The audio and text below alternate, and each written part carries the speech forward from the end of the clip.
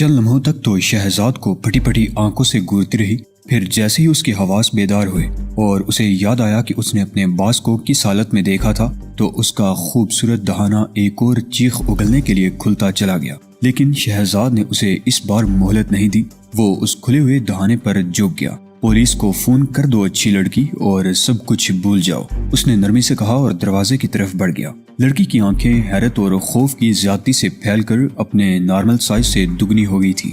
شہزاد نے دروازے سے نکلتے وقت عقب میں دیکھا اور اس کے ہونٹوں پر وہ مسکراہٹ پھیل گئی جس پر لڑکیاں سو جان سے فدا ہو جاتی تھی۔ دروازہ بند کر کے وہ لفٹ کے ذریعے نیچے آ گیا۔ اس کے ذہن میں جس بے لباس لڑکی کا مردہ جسم تڑپ رہا تھا وہ اب پرسکون ہو گیا تھا۔ شہزاد نے ایک طویل سانس لی اور پتلون کی جیب میں ہاتھ ڈالے اسی سڑک پر آگے بڑھ گیا جو سیدھی گرجے کی طرف جاتی تھی۔ وہ سوچ رہا تھا کہ کیا ڈمونی کی موت سے نشے بازوں کا علاج ہو جائے گا، کیا یہ سلسلہ ختم ہو گیا؟ اس کے دل نے ان خیالوں کی نفی کر دی۔ اس نے صرف ایک مہرے کو ختم کیا تھا، ڈمونی کی جگہ کوئی اور لے لے گا اور بیچارے لوگوں کی موت کا سلسلہ از سر نو شروع ہو جائے گا۔ ہیروئن زہر بن کر قوم کے جوان لڑکوں اور لڑکیوں کے جسموں میں اترتی رہے گی۔ شہزاد جانتا تھا کہ ہیروئن کا پورا ایک پہاڑ باقی ہے جسے اب دوسرے لوگ فروخت کر کے دولت کمائیں گے۔ اس نے فیصلہ کیا کہ وہ اس وقت تک چین سے نہیں بیٹھے گا جب تک منشیات فروشوں کا کلا کما نہیں ہو جاتا۔ وہ موڑ پر پہنچ کر رک گیا۔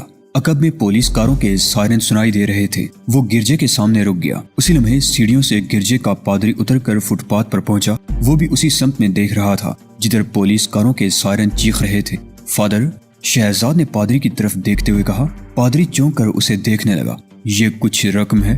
شہزاد نے جیب سے نوٹوں کی گڈیاں نکال کر پادری کی جولی میں ڈالتے ہوئے کہا۔ اتنی بڑی رقم کس لیے بیٹے؟ پادری کی آواز کانپ رہی تھی۔ غالباً اس نے اپنی زندگی میں پہلے کبھی کسی کو اتنی بڑی رقم گرجے کے لیے دیتے نہیں دیکھا تھا۔ خدا کا کام جاری رکھنے کے لیے آپ کو اس کی ضرورت پڑتی ہوگی، شہزاد نے کہا۔ نہ جانے کیوں اس کی آواز برآ گئی۔ اسی لمحے اس کے ذہن میں وہ برہنہ پیکر اتر آیا، ہیروئن کے نشے سے تباہ ہونے والی حسین لڑکی کا مردہ پیکر جو چیخ کر اسے اپنے انتقام کی فریاد کر رہا تھا۔ شہزاد ٹائیگر آگے بڑھ گیا۔ پادری کی آنکھیں اب بھی بے یقینی سے پھیلی ہوئی تھیں، پھر اس کی آنکھوں میں شہزاد کے لیے بے پناہ احترام کا تاثر ابھر آیا۔ وہ جانتا تھا کہ شہزاد مشرق کے کسی ملک کا رہنے والا ہے۔ اس کے نقش و نگار میں عیسائیت سے عقیدت کی چھاپ نہیں تھی، لیکن وہ خدا کے کام کو جاری رکھنے کے مشن پر عقیدہ رکھتا تھا۔ شہزاد کا متحرک جسم لوگوں کے ہجوم میں مل کر پادری کی نگاہوں سے اوجھل ہو گیا۔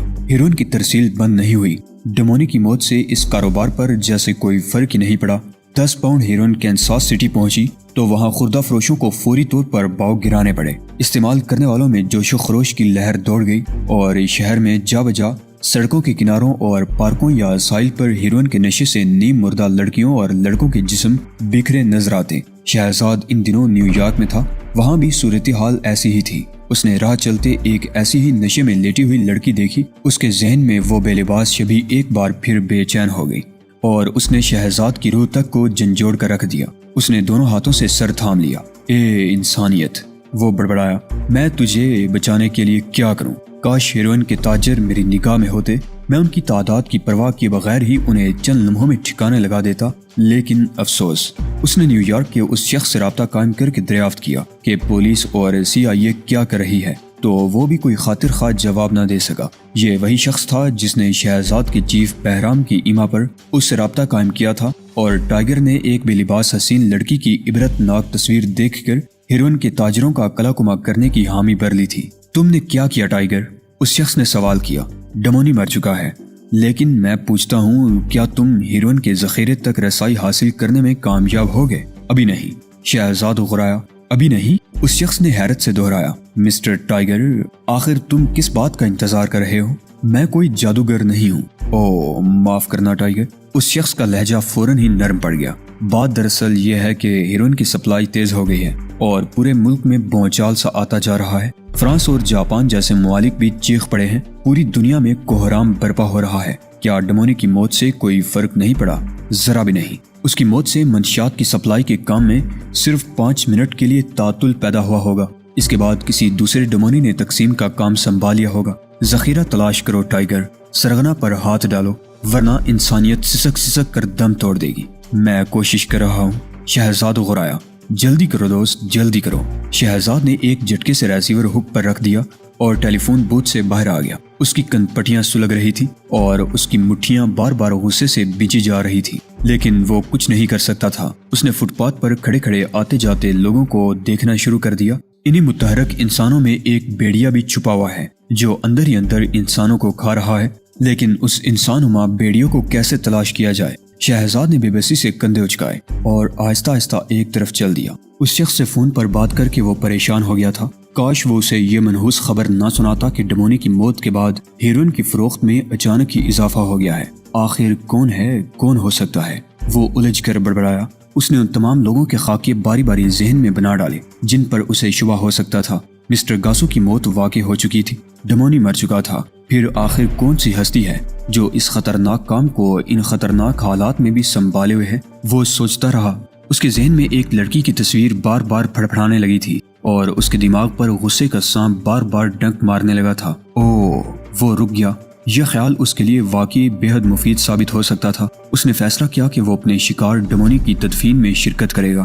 نہ جانے کیوں اسے یقین ہونے لگا کہ اس جنازے میں شرکت سے حقیقت کھل کر سامنے آ جائے گی۔ تجہیز و تکفین کرنے والی اس کمپنی کے فیونرل ہوم میں اس وقت پھول ہی پھول نظر آ رہے تھے۔ ان پھولوں کو دیکھ کر کوئی اجنبی اسے پھول فروخت کرنے کا کوئی بہت بڑا سٹور ہی سمجھ سکتا تھا۔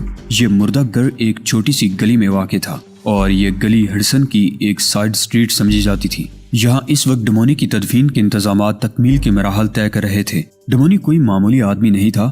میئر کا دوست ہونے کے علاوہ ڈمونی میوزیم سوسائٹی کا قابل قدر ممبر بھی تھا۔ گرجا گھروں اور سماجی کام کرنے والی انجمنوں کو اس سے جو چندہ ملتا تھا، اس کی تشہیر نے ہی ڈمونی کو ہر دل عزیز بنا دیا تھا۔ اس کی سیاسی شخصیت کے الگ قدردان تھے اور منشیات کا دھندا کرنے والوں کی تو پوری فوج اس کی موتقد تھی۔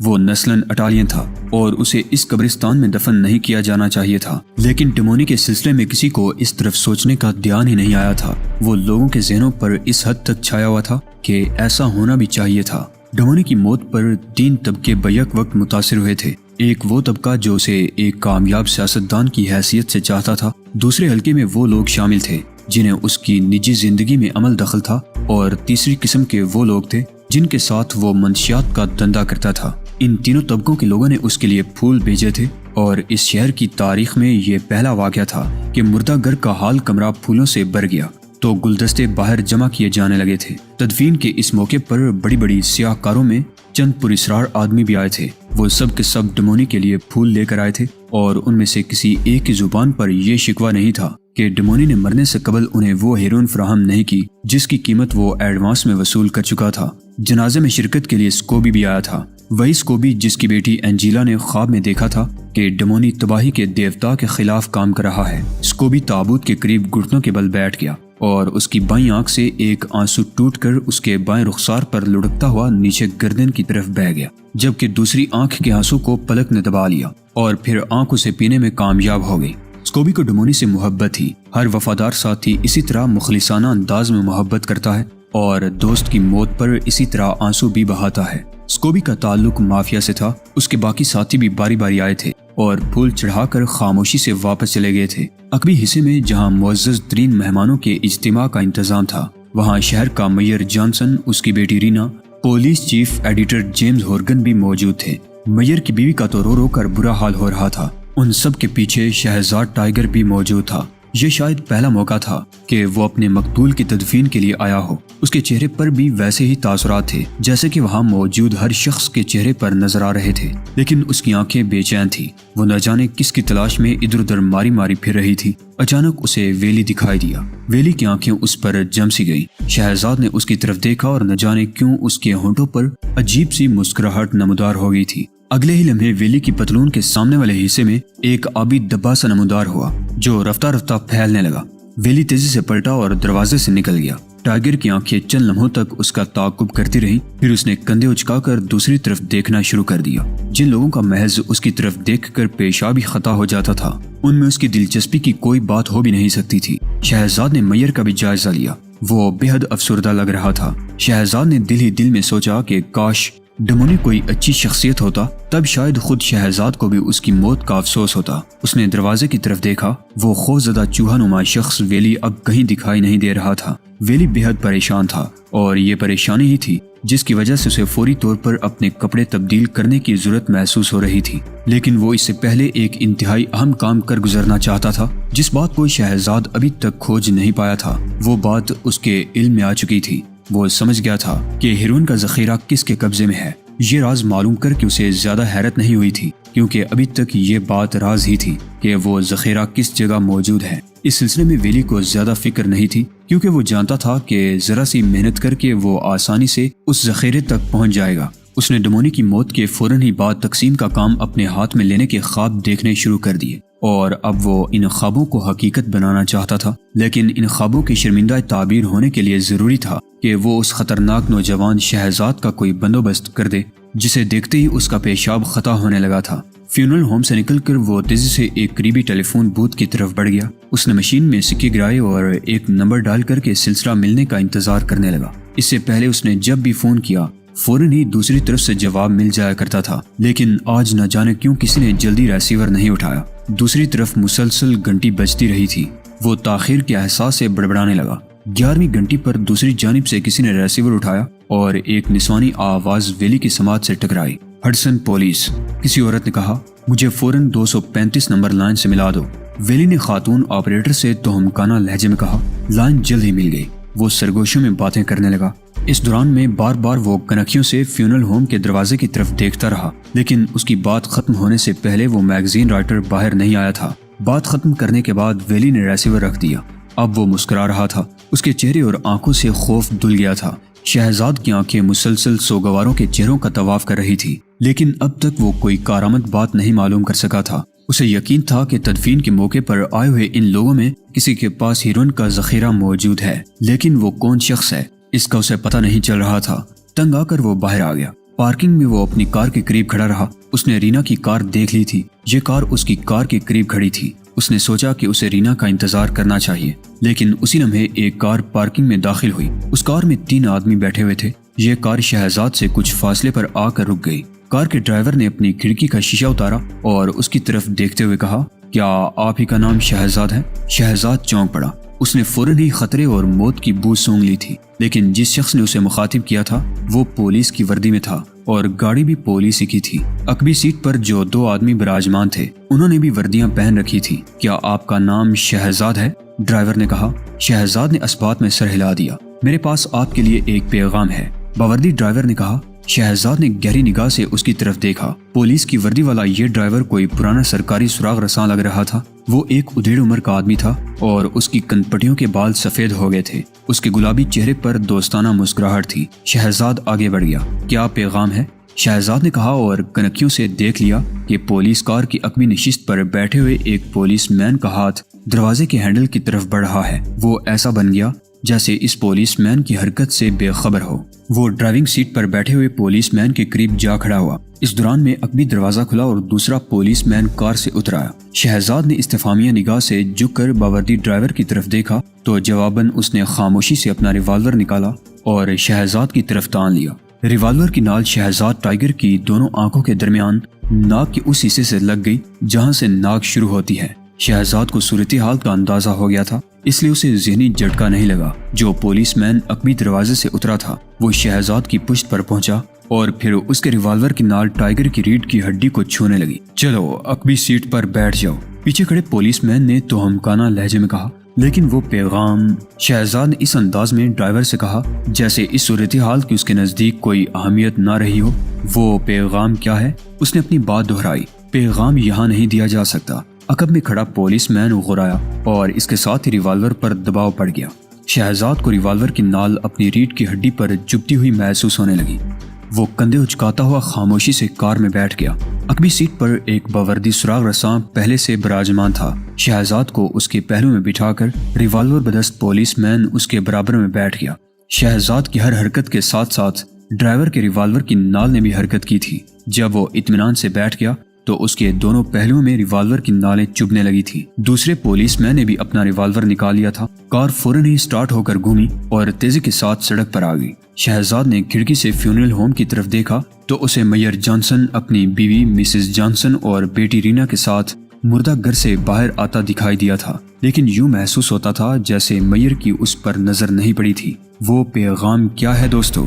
شہزاد نے ڈرائیور کی موٹی گردن کو گورتے ہوئے سوال کیا۔ کچھ دیر صبر کر لو، تمہیں سب کچھ معلوم ہو جائے گا۔ ڈرائیور نے اپنی موٹی گردن کو بمشکل گھما کر شہزاد کی طرف دیکھتے ہوئے کہا اور کھلکھلا کر ہنس پڑا۔ کیا میں غلط کہہ رہا ہوں دوستو؟ اس بار ڈرائیور نے مزاحیہ انداز میں اپنے ساتھیوں کو مخاطب کیا۔ وہ دونوں بھی ہنس پڑے۔ غالباً وہ اس وقتی کامیابی پر خوش تھے کہ انہوں نے شہزاد کو اتنی آسانی سے اپنے ساتھ چلنے پر مجبور کر لیا تھا۔ کار تیزی سے مین روڈ پر دوڑتی چلی جا رہی تھی۔ چند بلاک کا فاصلہ طے کرنے کے بعد کار ایک طرف گھوم گئی۔ شہزاد نے ایک طویل سانس لی۔ یہ سڑک ساحل کی طرف جاتی تھی۔ شہزاد جانتا تھا کہ اس طرف کوئی پولیس اسٹیشن نہیں ہے۔ وہ سوچ رہا تھا کہ آخر پولیس کے چیف نے بھی دل کا بخار نکالنے کے لیے اپنی طاقت کا ناجائز استعمال شروع کر ہی دیا ہے۔ ہڈسن ریور جیسے جیسے قریب آ رہا تھا، فضا میں مچھلی اور سڑے ہوئے پانی کی بو تیز ہوتی جا رہی تھی۔ کار ایک ایسی گودی میں داخل ہوئی جس کے پلیٹ فارم سے ایک خستہ حال بحری جہاز لگا کھڑا تھا۔ اس جہاز میں غالباً چند ماہ قبل آگ لگ گئی تھی اور اب یہ مرمت اور رنگائی کے لیے وہاں ویران کھڑا تھا۔ شہزاد کو کار سے اتار کر اس تباہ حال جہاز پر چڑھنے کا حکم دیا گیا۔ اس دوران میں وہ تینوں اس ریوالوروں کی زد میں لیے رہے تھے۔ جہاز میں اس وقت ان 3 پولیس والوں اور شہزاد کے علاوہ صرف چوہے موجود تھے جو ادھر ادھر پھدکتے پھر رہے تھے۔ غالباً ان چاروں کے قدموں کی دمک نے ان کے سکون میں خلل ڈال دیا تھا۔ جہاز پر سوار ہونے کے بعد عقب سے شہزاد کو شدید دھکا مارا گیا۔ وہ ذرا سا لڑکھڑا گیا۔ اگر اس وقت شہزاد کی جگہ کوئی اور ہوتا تو اس دھکے کے رد عمل سے ریوالور کے ساتھ منہ کے بل ٹکرا جاتا اور شاید اس کے سامنے کے دانت بھی ٹوٹ جاتے۔ پیشانی کا زخمی ہونا تو لازمی تھا۔ ناظرین، اس سے آگے کیا کیا واقعات پیش آئے جاننے کے لیے اگلی قسط ملاحظہ فرمائیے۔ ایمان افروز اور سنسنی خیز کارنامے سننے کے لیے ہمارے چینل کی پلے لسٹ وزٹ کیجیے۔ ساتھ ہی چینل کو سبسکرائب کر لیجیے۔ شکریہ۔